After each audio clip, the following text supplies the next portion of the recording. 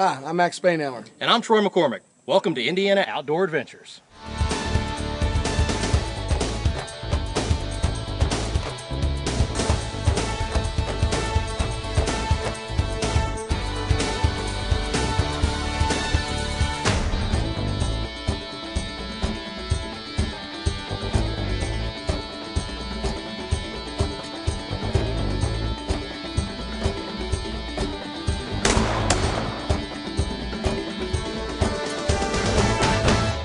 Welcome to Indiana Outdoor Adventures.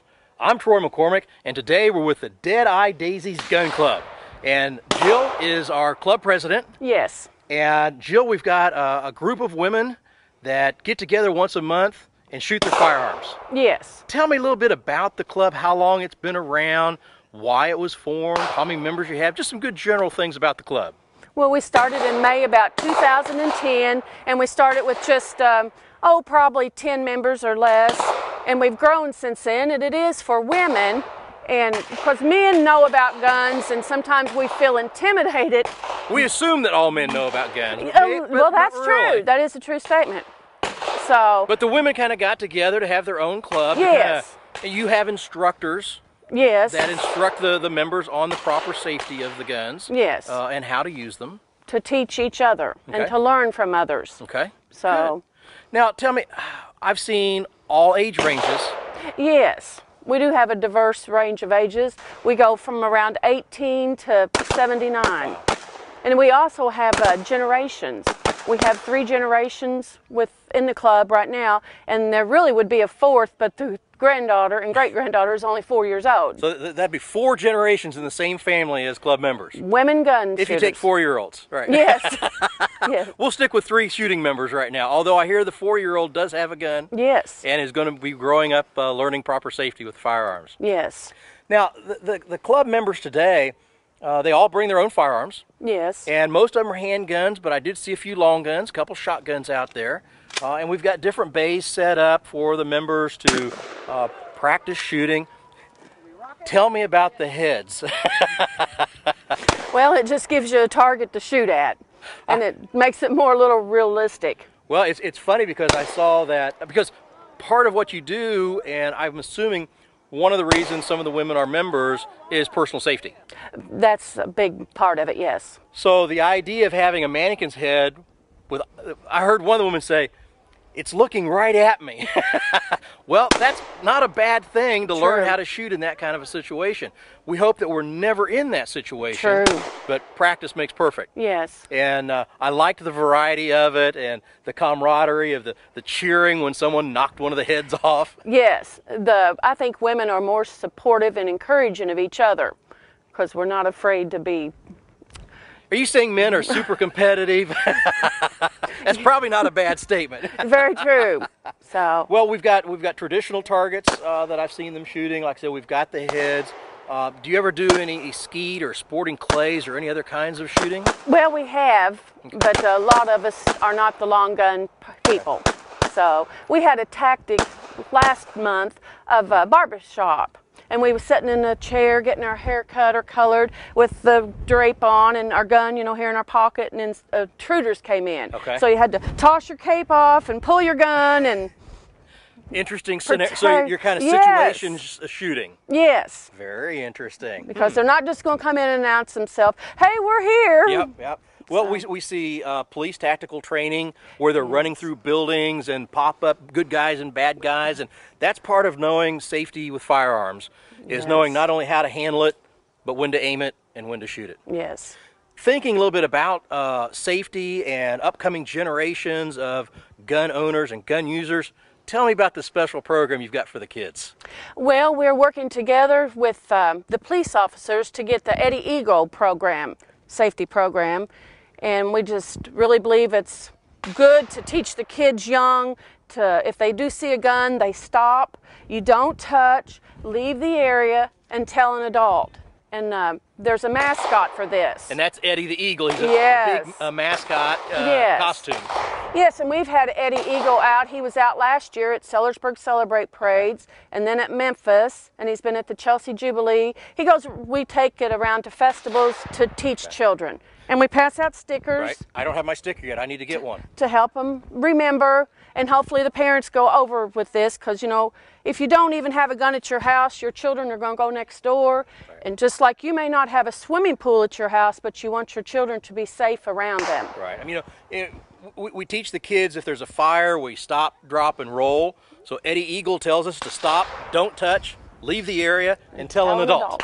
There you go. So yes. 4 simple things that a child walks into a situation where there is a firearm, and, you know, it could be some gun that got tossed. That's true. After a crime. Yes. You know, we have to think about these things, and it's not that guns are going to hurt people, it's people are going to hurt people with guns. So as long as the kids know how to handle a firearm or how to report one if they find yes. one, those are key elements that we want to teach them. Yes. This is gun safety. I mean, everybody needs to know a little bit about firearms. If they're ever in a situation they're not comfortable, they know what to do. Yes. So let's teach the kids how to react and what they need to do. So I think it's a really good program. We're not trying to promote whether guns are good or bad, just to be safe around them. Exactly, exactly. Hey, if somebody wanted to join the Dead Eye Daisies Women's Gun Club, yes. how would they find out more information about it? Well, we're located at High Tech in Sellersburg. Okay. We meet every second Tuesday of the month, and we go shoot every third Saturday of the month. So, and if it rains, we've been to some indoor ranges in Louisville, Kentucky, and there's some other ones around that we're going to check out. And just now, I know that High Tech Firearms also offers safety courses in firearms, yes, as well as a wide range of guns and bows and handguns yes. and things. So that's a real nice little partnership right there. It does help. They provide a meeting room for us. Great, good. So we do appreciate that. Now, your typical shoot today. The women are moving from bay to bay, and they're getting to shoot as much as they want to. Yes. Some women are leaving 10:30, 11 o'clock. Others will stay probably till 1 o'clock to shoot.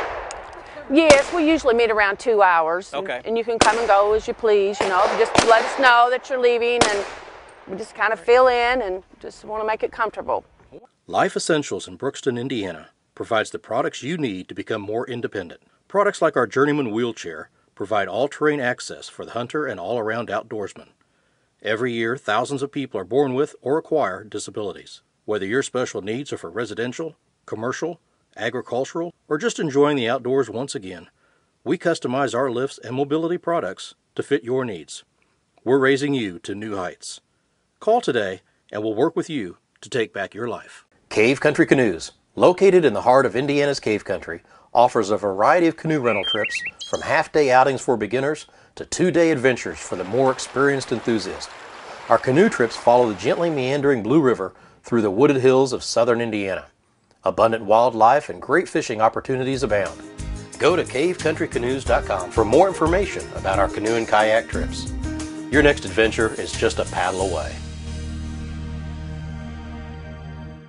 Lawrence County is an unexpected destination found in the heart of southern Indiana rolling hills, offering recreational landscapes, a rich limestone heritage, and unique outdoor experiences. This area is Limestone Country, well known for limestone quarries and stone carving heritage. It's also the home of Spring Mill State Park, geocaches, the scenic East Fork of the White River, and underground caverns. Plan your adventure at limestonecountry.com or call 800-798-0769. Here at White House Whitetails, after 20 years of growing trophy bucks, we have developed a product called Buck Bullets, a hybrid supplement. Buck Bullets is not only designed to be an excellent attractant, but also a fully loaded supplement to improve antler growth and health of your deer herd. It can be used in your backyard wooded area or in your hunting area. You too can add at least 10 to 20 inches of antler to bucks in your hunting area the first year with Buck Bullets fully loaded hybrid supplement. We are the Dead Eye Daisies. I can't say of southern Indiana, I would say of Kentuckiana, because our daisies come from everywhere. But we're a local women's gun club. Primarily, everybody has their own reason that they came into the club, but for the most part, we just feel like if we have guns in our home, we should be aware, know how to assess if they're loaded, if they're unloaded, load them, unload them, shoot them, how to keep them clean. So we shoot together once a month. We meet in a meeting once a month. Typically our meetings are just for the ladies because we're the Daisies. It's a women's gun club. And so we like to make our own decisions. But we also, range day is open to the public, so lots of times women bring their spouses, or we have some ladies that bring their adult grandsons, and we just have a good time. The guys are a great resource. They help us too sometimes, but we have a wonderful group of shooters. We go from absolutely no experience up to really good shooters. So stay tuned, and we'll be right back with more Indiana Outdoor Adventures.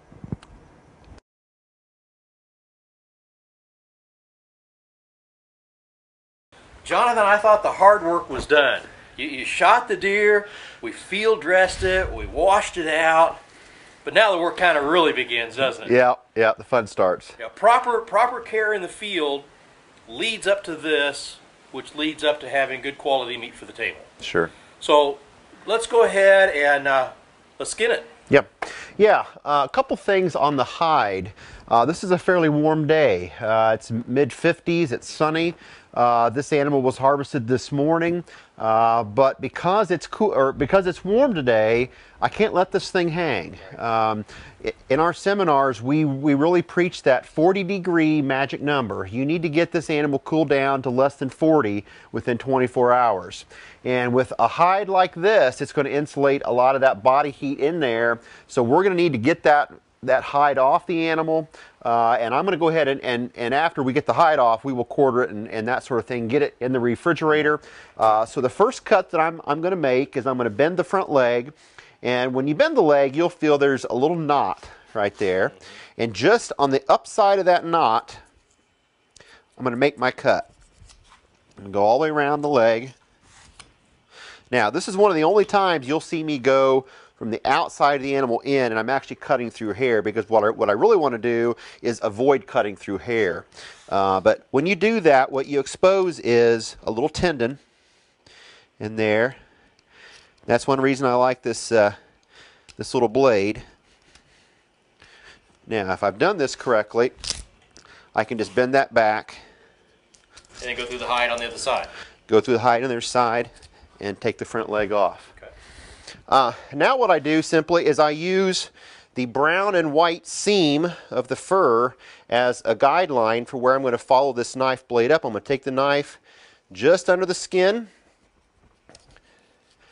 follow that brown and white seam. When I get towards the chest here, I'm just going to turn inwards and take it in towards the chest, like that. Now, this animal was shot in this shoulder, so there will be quite a bit of damage, probably blood pooling and things in there. As far as the skinning itself process, all you're going to really do is put a little bit of pressure on the skin, and there's a little bit like a little plastic lining that will expose itself where the skin is loosely attached. And that's why I like this real sharp, pointy fillet knife. You just take the tip of that knife. Just kind of get it started. Yeah. All you're doing is just touching the tip of it to the skin with a little bit of pressure, and it comes right off. Also, kind of a safety point, I recommend, even if I have a friend helping me, I try not to have two knives going at the same time. Even if you're skilled and you're practiced and you know what your buddy's going to do, it's just a little dangerous. So, one knife at a time. Like I said, I'm just going to get this front shoulder separated, freed up a little. Yep, just get it freed up a little bit. Now I'm going to go back up to the top of the animal, and simply I'm going to take a line and go right up the inside of this leg, right up here to where the hoist meets the animal.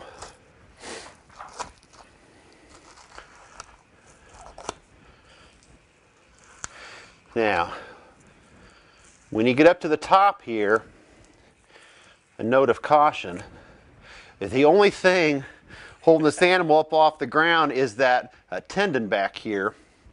And so when you're up on the top here, working your way around, it would behoove you to take your time and not get in a rush. Because you cut through that and all of a sudden the deer's hanging by one side only. Yeah, or she hits the ground.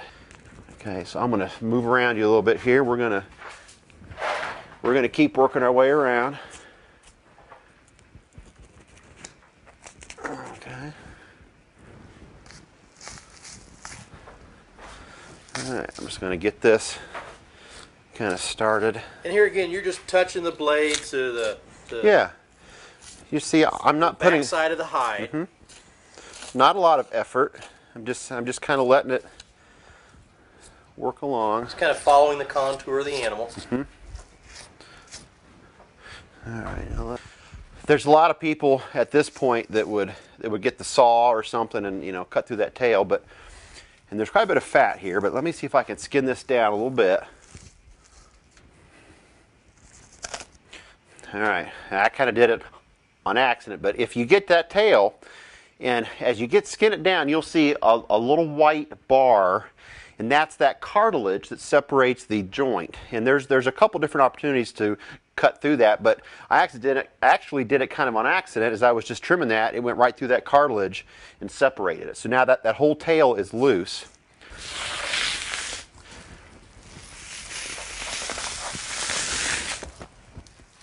See, that peels off pretty slick. And by doing it this way, if you had a close-up, you'd see there's no hair on the animal. You know, try to keep my hands fairly clean. Take a little rag, keep that handy, and keep your hands clean free of hair.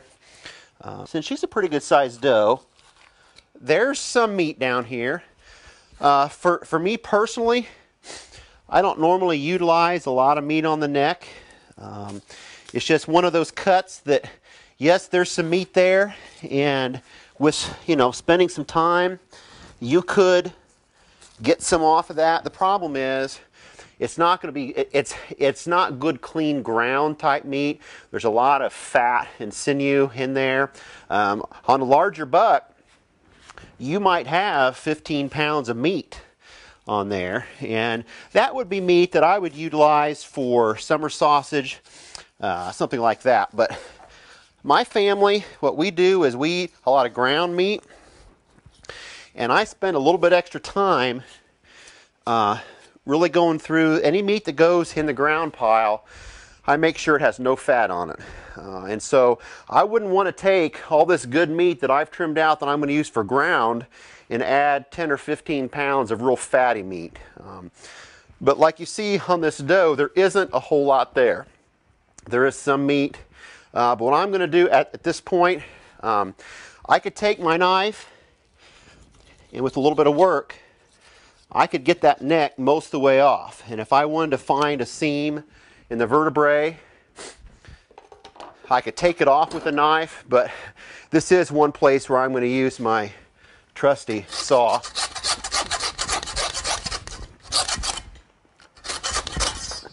Take that the rest of the way off. So we've skinned the animal. The only thing left to do now, since we're going to let it cool for a while in the refrigerator, is we're going to take the shoulders off. We're going to take these back straps out, the tenderloins out of the inside. We're going to get it quartered up, stick it in the fridge, watch some football. After serving our country, serious injury shouldn't prevent our veterans from enjoying life. Paralyzed Veterans of America works with veterans to ensure that their health care and benefit needs are met, provides assistance with career needs, and offers challenging and rewarding activities. The Kentucky and Indiana chapter of PVA is proud to provide adaptive sports for members that includes hunting, fishing, trap and skeet shooting, bowling, and billiards. Visit us online to learn more about Paralyzed Veterans of America. Hi, Jim Donlin here from Westside Bait and Tackle in downtown Indianapolis. We are one of the oldest and best stocked bait shops in Indiana. Since 1951, we've offered a large selection of live baits including minnows, night crawlers, bee moth, and more, all at a low, low price. We have a complete selection of name brand rods, reels, lures, and tackle. We also have a full-service rod and reel repair center, so stop on in and see us soon. For more information, go to www.westsidebaitshop.com. Looking for adventure? Marengo Cave has it all.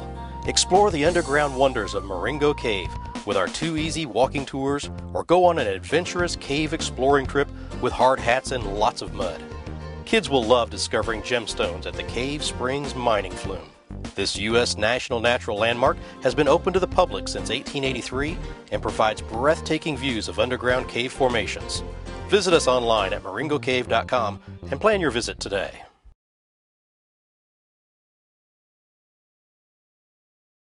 Okay. We're going to go ahead and get the animal basically cut into the quarters or into the major sections so we can start cooling in the refrigerator. My saw out of the way. I'm going to start with the shoulder. Now this is where the animal was shot, so there is quite a bit of injury here. In fact, I can see that there was some hair carried in with the wound channel and that kind of thing. But one of the things that I think folks find interesting on the shoulder is not attached to the rest of the skeletal system by any kind of a joint. It's simply muscle and tissue. So by grabbing a hold of the shoulder and kind of giving a little bit of pressure, just lightly pulling it out, you expose a pocket in there and it comes off. There was no sawing, no hacking, no nothing. Now on the back side of this, there's quite a bit of injury there.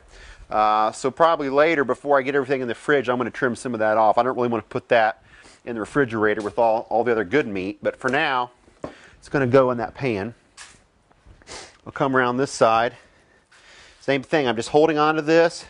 It creates a little air pocket behind it.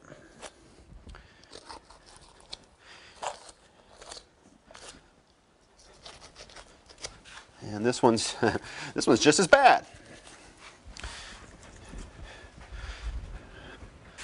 There's the two shoulders.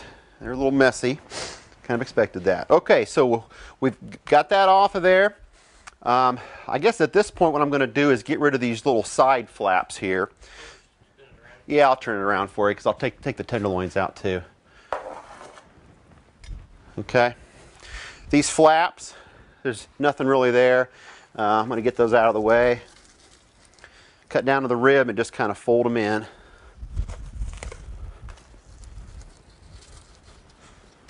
Okay, get those out of the way. Now, what that exposes in there is those inside loins or tenderloins. On a deer, they are the filet mignon. If you buy filet off a cow, that's what that is. It's that inside loin. It is a fairly round muscle, and I'll show you that in a second. And it is just the most fabulous piece of meat on the deer. What I like to do on these inside loins is take my finger and run down and find that seam and kind of separate the muscle. And then all you're really going to do is kind of fillet it off the backbone. If you start trimming it up here, since this deer is fairly fresh, you'll actually feel it start sagging. It just starts to come loose and it'll just roll out of there.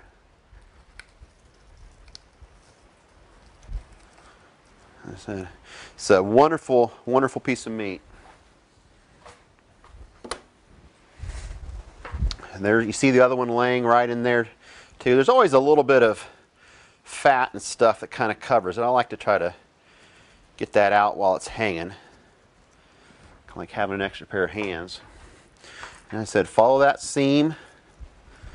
And I'll go right up to the top here and just start it loose. And as soon as you cut it up here, you'll feel it start to sag.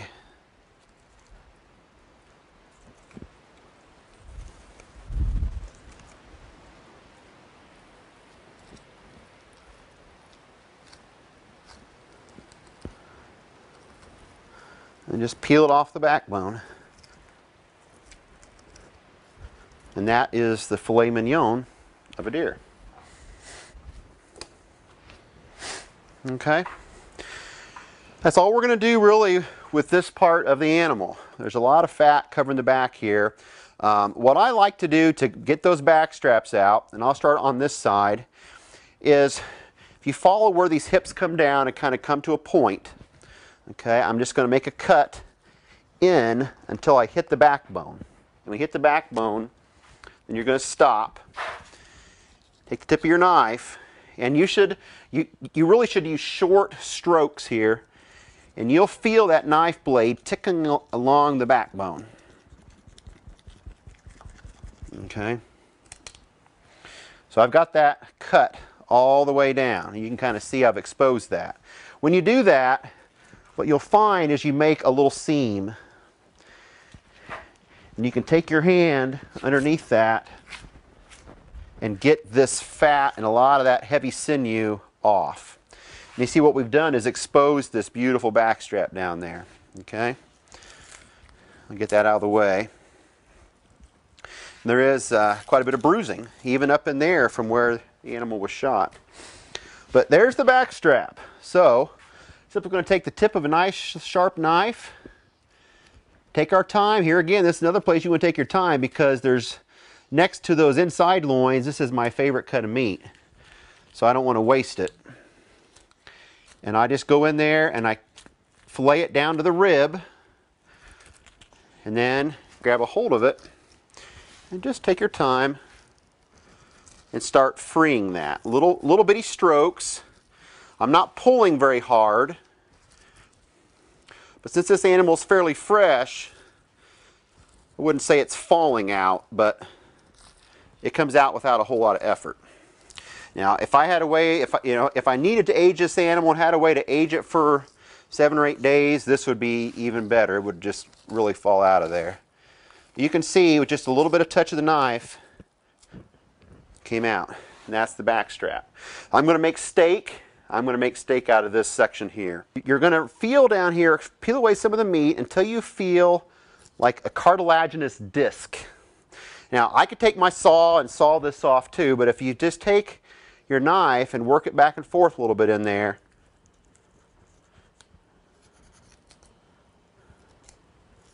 with a little bit of pressure, the whole rib cage comes off. So 4-inch fillet knife, and that's separate. Just start my cut right down the middle.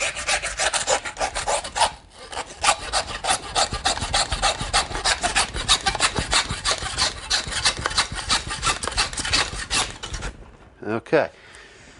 Now we can lift this off the gambrel. Get your side off. You have to get the, there you go. This is the point I'm going to go ahead and cut off this tendon. This is what was holding the deer up. And I'm going to cut it as close to the body as I can because I'm not going to utilize that for anything. So I really want to get rid of that. Well, while I'm here, I'll go ahead and cut this other one. And this is the point where I'm going to remove my tag from check-in station.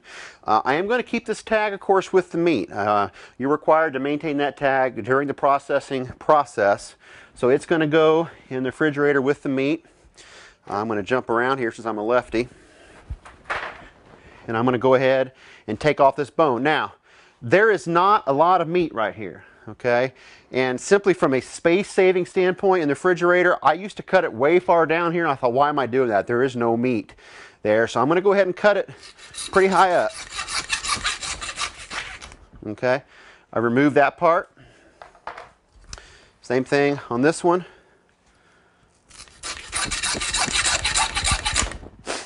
Okay, so those are my leg quarters. Thanks for joining us today. We'll see you next time right here on Indiana Outdoor Adventures.